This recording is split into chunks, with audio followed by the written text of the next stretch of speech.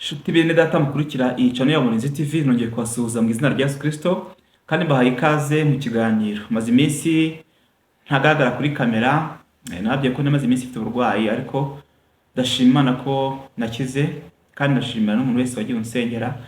Mwese Imana ibahe umugisha. Uyu munsi rero turi kukiganira ngaragara kuri kamera.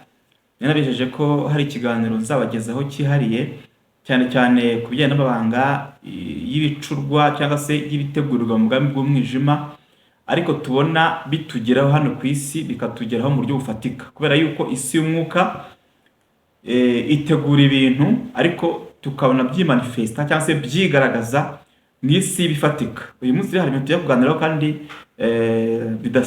bidasanzwe ariyo mpamvu nateguye iki kiganiro kugira ngo abantu bajye babaza ibibazo cyane cyane ku bintu bimaze iminsi bigaragara hano bivugwa bikorwa bitandukanye, tubishyireho umucyo twisunze ijambo ry'Imana.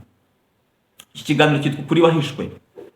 Bivuze iki? Bivuze ko hari ibintu tubona isi iduha nk'amakuru ariko wareba neza ugasanga nta hantu bihuriye n'ukuri kwa nyako gufatika. Munyemere bansenga Imana mbere yo kwinjira muri iki kiganiro. Turagushimiye Imana yacu, tugushimiye ubugabo butangaje, tugushimiye ko ari inzu ubugingo bwacu, tugushimiye umwanya duhaye na kuri ijambo ryawe banatse muri iki kiganiro, udushoboze kandi mukora abe mu ruhande rwacu. Se twizeye mu izina rya Yesu Kristo, amen. Reka nongere nshimire abantu bakoze subscribe kuri channel babona ibiganiro byacu.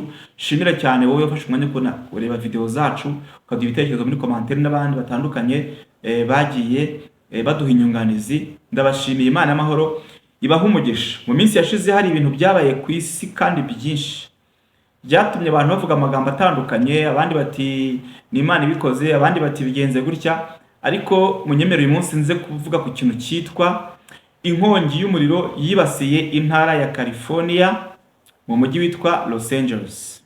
Uyu munsi twaza kubiganiraho. Abantu benshi bavuze ibintu bitandukanye, abamwiyobokamana cyane cyane bavuga bati ni Imana yabahannye, bandi bati byari byarahanuwe, bavuga amagambo menshi atandukanye, ariko uyu munsi ngewe nazanye ukuri gutandukanye n'ibyo aba bose bavuze. Turaza kuri ijambo ry'Imana. Imana yatanze umwuka wera, kandi umwuka wera aduhishurira ibihishwe, kandi umwuka wera atubwira ibyenda kuba. Umunsi umwe Daniel ari i Babuloni ngo hari inzozi umwami yarose, kuzisobanurira munanira ndetse aranazibagirwa burundu. Hanyuma abwira Daniel ngo naza zisobanure, asenga Imana iminsi 3 yimuhishurira za nzozi azisobanurira umwami. Bituma umwami yemera ko hari Imana mu ijuru isobanura ibihishwe. Rero hari ibintu bihishwe mu isi y'umwijima Imana ibasha kudusobanurira tukabasha kubimenya, kubera yuko turi mu minsi ya nyuma, turi mu minsi y'imperuka, turi mu minsi igoye cyane. By'umwihariko uyu mwaka twinjiyemo wa 2025 ufite ibintu byinshi kandi biteye ubwoba, ariko uyu munsi tukatuganire ku ngingo ya y'uriya muriro watwitse intara ya California, na n'uyu munsi uyu muriro uracyakomeje gutwika iriya ntara, ndetse bikitwa ko ari igihano cy'Imana.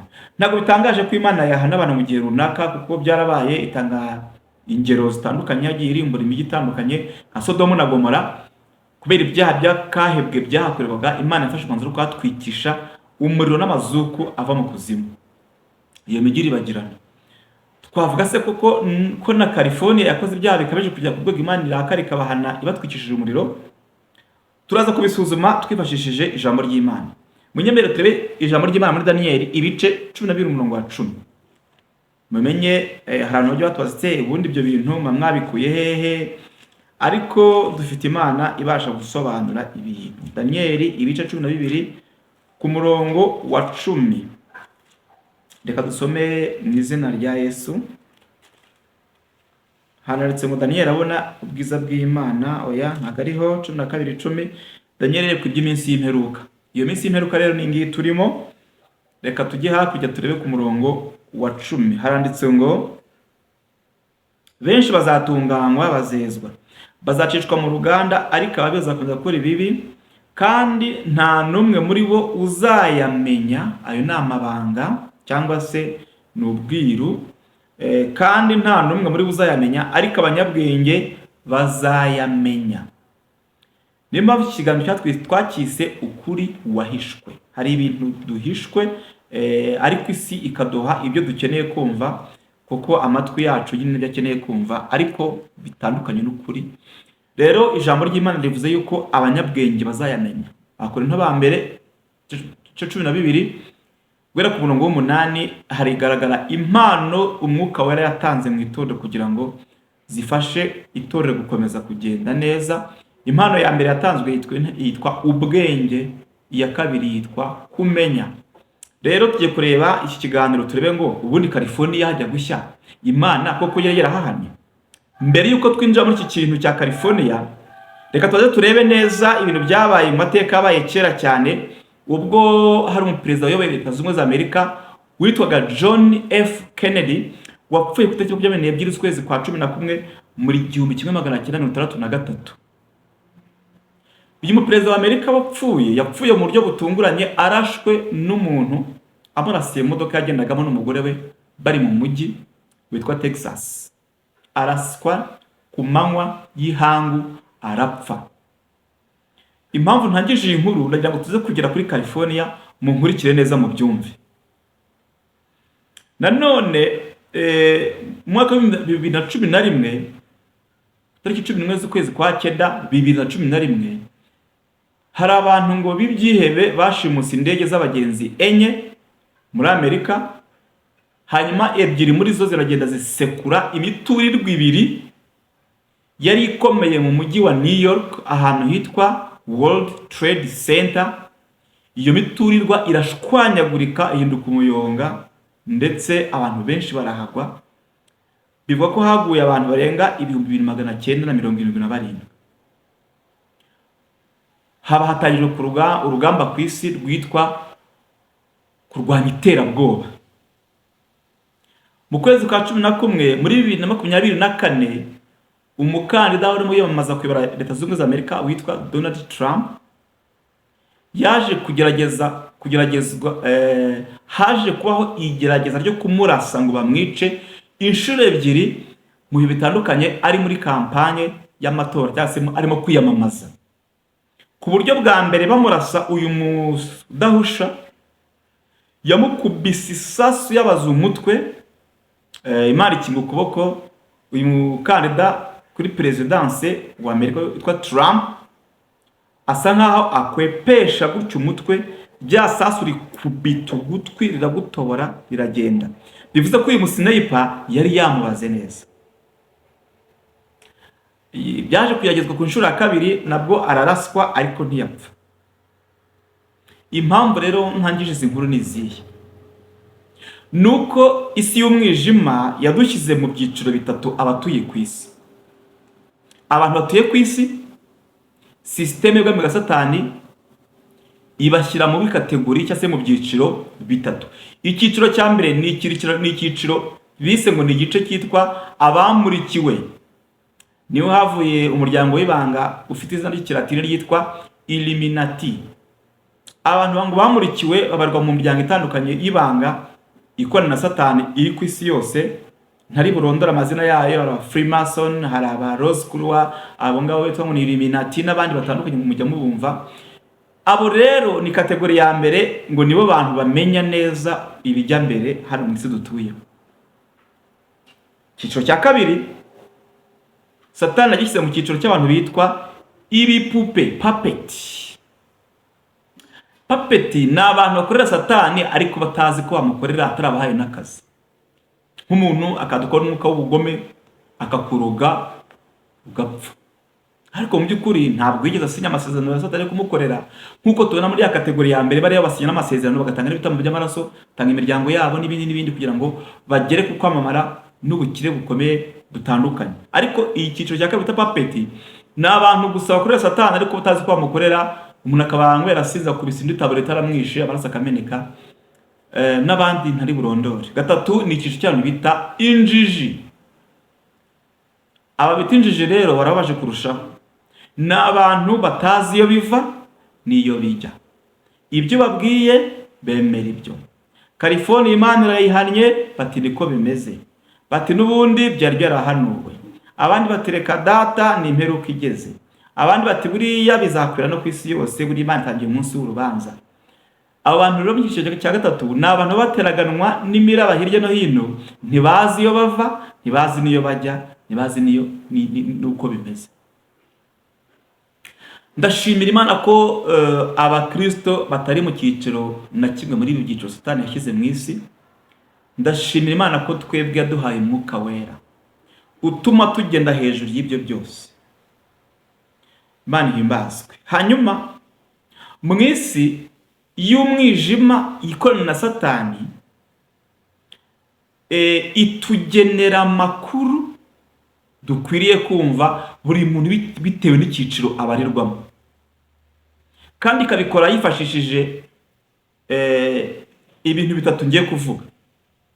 Ikintu cya mbere, iyi si ikoresha y'umwijima itanga amakuru, ikoresha ikintu bita mass media cyangwa se ibinyamakuru bikomeye mu isi bakunda kwita ngo ni mainstream. Ni bya binyamakuru bikomeye uvuga uti iyi nkuru iki kinyamakuru cyatangaje rwose ni ukuri, nta hantu tugiye gushakira amakuru. Ndetse ikizabikubwira nuko twese dufunguye amateleviziyo yacu cyangwa se n'ama YouTube channel yacu. Iyo ufunguye na YouTube yawe ugiye gushaka amakuru ya trend, ikintu kigezweho ku isi, inkuru BBC ivuze bitushyiraho V, inkuru CNN y'abanyamerika itangaje uravuga ni ukuri, Al Jazeera ni ukuri, France 24 uravivura, TV5 Monde uravivura. Ibi binyamakuru bitwa ngo ni mainstream ni kimwe mu bikoresho by'aba bantu bitugezaho amakuru ajyanye n'icyiciro cyacu tukayumva nkaho kandi ari ukuri.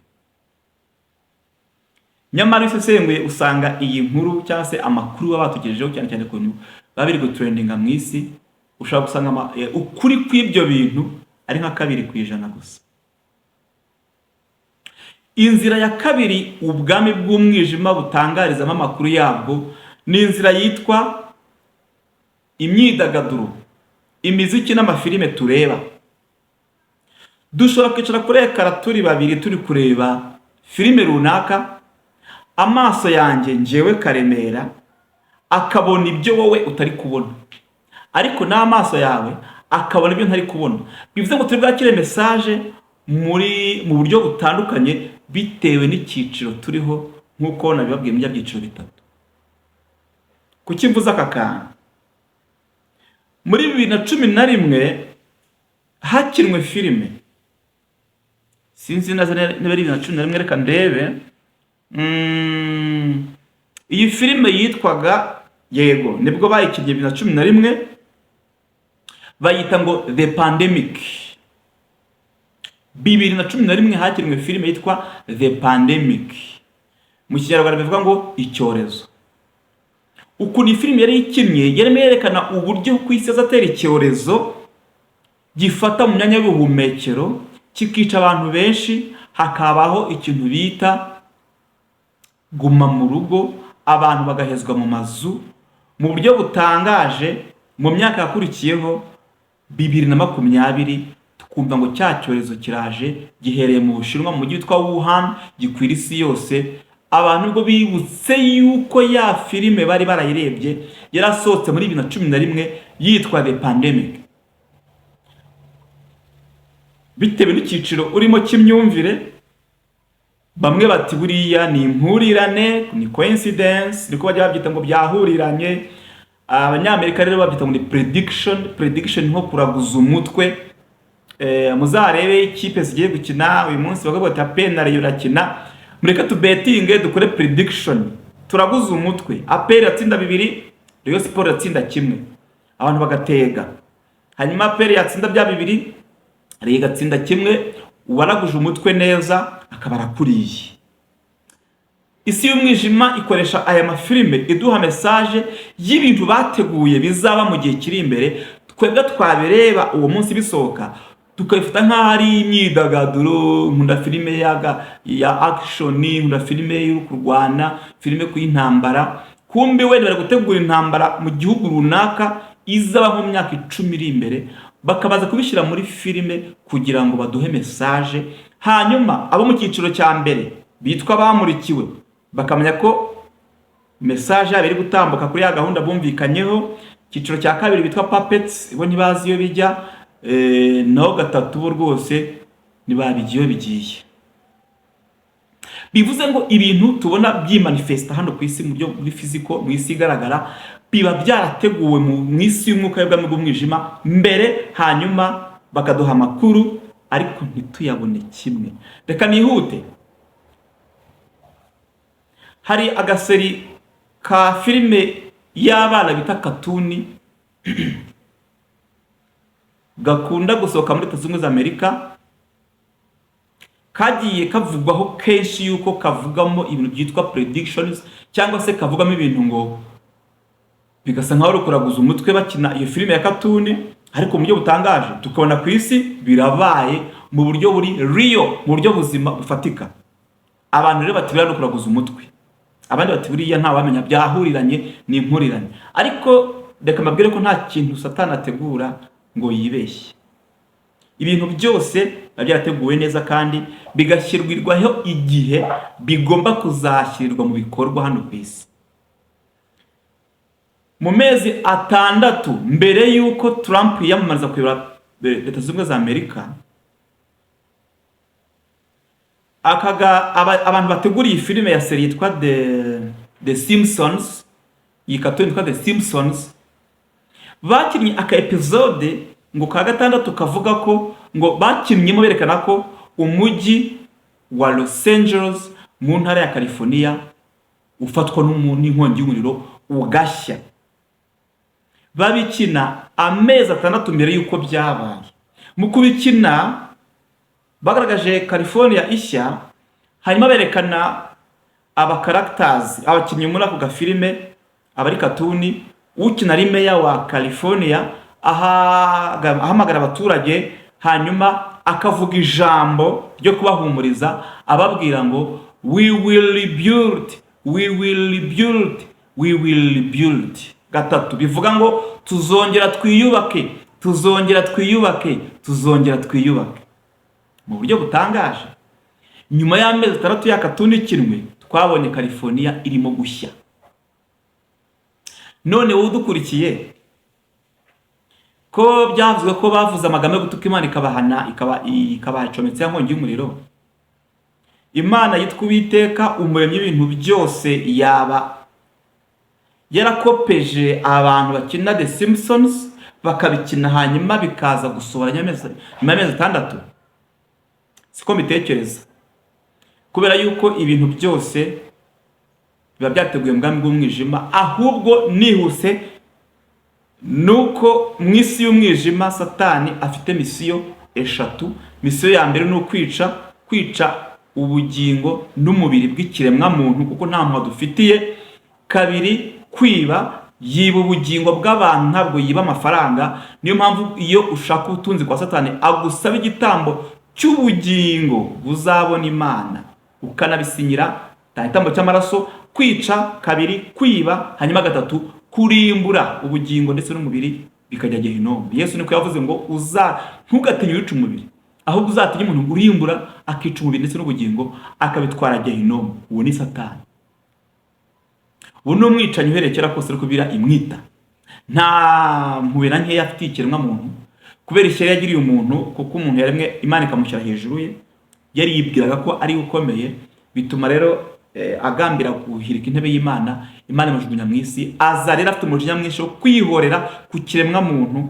Ariyo mpamvu tubona ibi byago byose n'amakuru. Bivuze iki rero? California ntabwo Imana yihanishije inkongi y'umuriro whatever, ahubwo abantu bo mu bwami bw'umwijima nibo bateguye iriya nkongi kugira ngo bagere ku ntego ndibuze kubabwira ku mwanzuro cyangwa se mu gusoza ikiganiro. Perezida Trump yiyamamaza bakamurasa, yavuze ijambo rikomeye. Yaravuze ngo yumvishije ko mu gihugu cye hari abantu bitwa deep state. Deep state ngo ni leta ikorera mu mwijima. Ni itsinda ry'aba abantu twavuze mu cyiciro cya mbere bakorera mu isi y'umwijima, bakorana na Satani mu buryo bweruye. Bagambiriye kwica Trump kubera impamvu ndibuze kuvuga mu kanya, ariko nyine Imana imuhagarara birabananira. Avuga ijambo rikomeye, aravuga ngo natorerwa kuba perezida wa Leta Zunze Ubumwe za Amerika, aravuga ngo azashwanyaguza icyo kintu cyitwa deep state. Kuki deep state yashatse kumwica? nuko The Simpsons yakina kandi ka episode igaragaza ko mu gihe runaka Trump azongera kuyobora leta zunze ubumwe za Amerika, kandi nayiyobora azananiza imigambi y'abantu bita deep state, cyangwa se abantu barimo kubabaza isi ku mugambi wa Satani ariko bakorera mu ibanga. Hanyuma Trump amaze kwiyamamaza, amaze gutorwa, aravuga ngo azashwanyaguza ikintu cya deep state. Hari inkuru natangije mbere, reka nzigaruke. Twavuze ku perezida wa Amerika witwaga John F. Kennedy wishwe mu buryo bw'amanzaganya. Hanyuma tuvuga no ku nkuru y'ikintu bita igitero cy'iterabwoba cyagaragaye ku nzu zo muri Amerika z'ubucuruzi mu mujyi wa New York kuri World Trade Center. Ejo bundi Trump amaze kurahira yavuze amagambo akomeye yateye isi ubwoba. Yaravuze ngo afite inyandiko agiye gushyira ahagaragara, kandi izi nyandiko zigaragaza ukuri kwishe nyuma y'iyicwa rya perezida John F. Kennedy, ndetse akazanagaragaza ukuri kwishe nyuma y'ibitero by'iterabwoba byo ku ya 11 Nzeri mwaka wa 2011. Sicyo bivuze? Bivuze ko uyu mugabo John F. Kennedy nawe yishwe na deep state. Deep state mbabwire ko ari agatsiko k'abantu kuri umugambi w'umwijima bafite umugambi wo kubabaza isi, aribo bateje akaga k'umuriro w'inkongi yo muri California. Si Imana yabahannye, ahubwo nibo bawuteje. Kabiri, ubwo ni nabo bishe perezida John F. Kennedy. Gatatu, ni nabo bari bagiye kwica Trump ejo bundi yamamaza. Kane, nibo bateguye neza ibitero by'iriya nyubako yashenywe n'indege ebyiri muri New York 2011. Kubera iyihe mpamvu? Kuzihe nyungu? Ibi bintu tubivuze abanyamerika bita ngo conspiracy theory, mbese muri amagambo abantu bavuga atari ukuri, kubera ko kuri twe twemera nuko za mainstream zatugejejeho, ukuri twe twemera nuko BBC yavuze, nuko Al Jazeera yavuze, nuko leta yatubwiye, ariko hari ukundi kuri inyuma y'irido. Hari umugabo wiswe Osama bin Laden. Osama bin Laden yabaye icyorezo mu isi. Kuva ibitero byaba, Amerika isitegura byihuse urugamba ngo rwo guhiga abantu bavugwaho iterabwoba. Hanyuma hatangizwa urwango rukomeye hagati y'abanyamerika n'abayisilamu. Nibwo twumvisha Amerika yinjira muri Afghanistan, ikavuga ko leta ya Afghanistan yari ishyigikiye Al-Qaeda, umutwe w'iterabwoba witwaga Al-Qaeda, ndetse ngo washinzwe n'uyu mugabo Osama bin Laden. Hanyuma nibwo Amerika atangije urugamba rwo gushwanyaguza no kugira umuyonga Afghanistan. Uyu munsi yabaye itongo. Nibwo batatse Iraq, perezida wa Iraq witwaga Saddam Hussein, bamwica bamumanitse mu mugozi. Nibwo Amerika yashwanyaguje Iraq ihindura umuyonga ngiri guhiga umutwe w'iterabwoba witwa Al-Qaeda.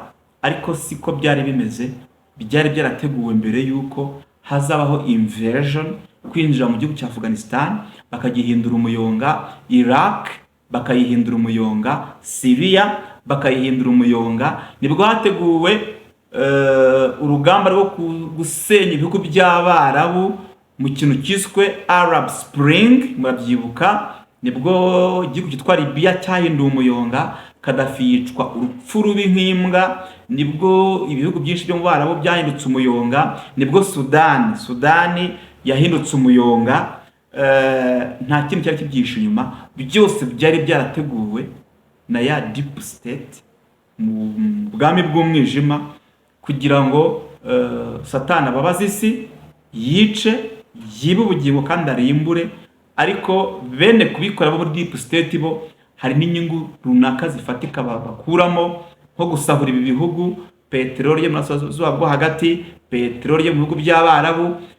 Ariko iturufu ikagenda yitwa iterabwoba, kugira ngo rero bigire uburemere. Bategura igikorwa gikomeye kizakangaranya isi, ku buryo n'ubyumva gute rwose ibintu abantu b'igihe bakoze nta mahano Amerika nibahige. Hakabonekamo ku isi block ebyiri, ziri gufana, izifana ko Amerika irwanya iterabwoba, izifana ko Amerika yanga Abarabu, izifana ko Abayisilamu barenganye, ariko byose byateguwe mu bw'umwijima kugira ngo abantu bacanganyukirwe. Nibutishije rero, ntabwo Imana igeze itwika California, ahubwo byateguwe n'aba bakozi ba Satani mu bw'umwijima. Nababwiye ndababwira impamvu yabyo njya gusoza iki kiganiro. Kuki bafashe umwanya bagatwika California, bagamije iki? Isi igiye kwinjira mu rugamba rushyashya rwitwa kurwanya imihindagurikire y'ikirere, climate change.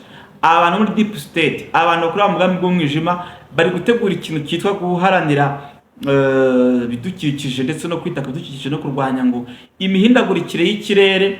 Ariko hari umushinga witwa HAP nababwiye ukorera mu ntara ya Alaska, ni impande ya Canada mu majyaruguru Amerika. Hari ikigo cy'ubushakashatsi gikomeye cyitwa ngo ni HAP. Ujye kuri Google arikamo ijambo H hanini na A ebyiri muri capital letter nini na R na P. HAP ni ikigo ngo cy'igisirikare cya Leta Zunze Ubumwe za Amerika gikora ubushakashatsi mu by'ikirere, ariko mu by'ukuri kigamije kohereza imirasire mu kirere ishyushye cyane yitwa rereyogama, cyangwa se imirasire yitwa UVR, ultraviolet rays. Iyo mirasire iragenda igashyushya ikirere cyane, yabona kugishyushya cyakabaye gikonje, hanyuma bakaba bakohereza iyo mirasire mu kirere cy'ahantu bashaka ko bateza amapfa, izuba rikaka cyane, imvura ikabura, hanyuma abantu bakicwa n'amapfa ndetse n'inzara, mu mugambi munini wa Satani wo kurimbura ikiremwa muntu, kuko nta muntu agifitiye.